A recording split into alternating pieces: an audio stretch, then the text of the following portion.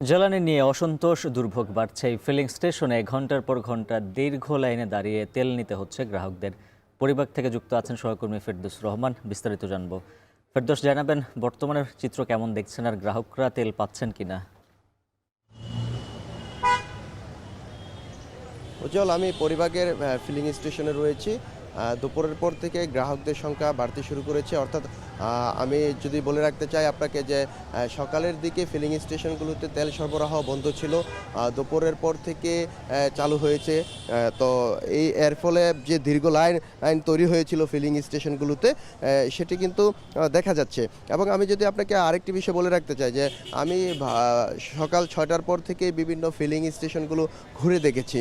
বিশেষ করে মতিঝিলের যে ফিলিং স্টেশন রয়েছে, তারপর আসাদ গেট, তারপর শ্যামলী, সেখানে কিন্তু আমি দেখতে পেয়েছি যে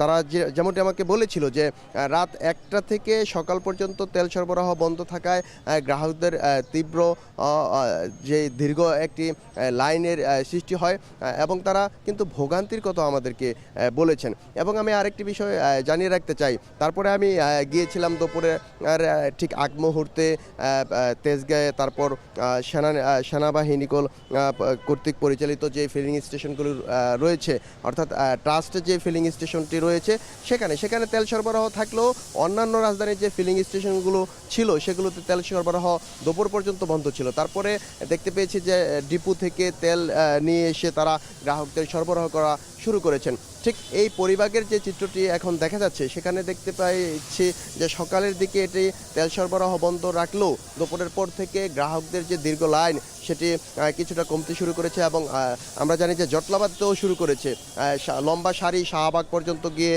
ঠেকেছে।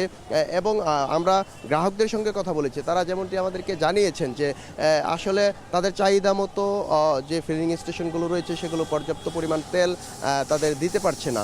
এবং আমরা ফিলিং স্টেশন কর্তৃপক্ষের সঙ্গেও কথা বলেছি, তারা আমাদেরকে যেমনটি জানিয়েছেন যতটুকু তাদের চাহিদা অনুযায়ী ডিপো থেকে তারা তেল সরবরাহ করতে কিনে নিয়ে আসতে পারেন, ততটুকুই তারা গ্রাহকদের সরবরাহ করতে পারেন। এবং এতে তাদের যে গ্রাহকরা তাদের মধ্যে যে অভিযোগ দিচ্ছেন সে অনুযায়ী তারা চাহিদা অনুযায়ী তেল সরবরাহ করতে পারছেন না। তো এই ছিল পরিবার থেকে আমার কাছে সবশেষ।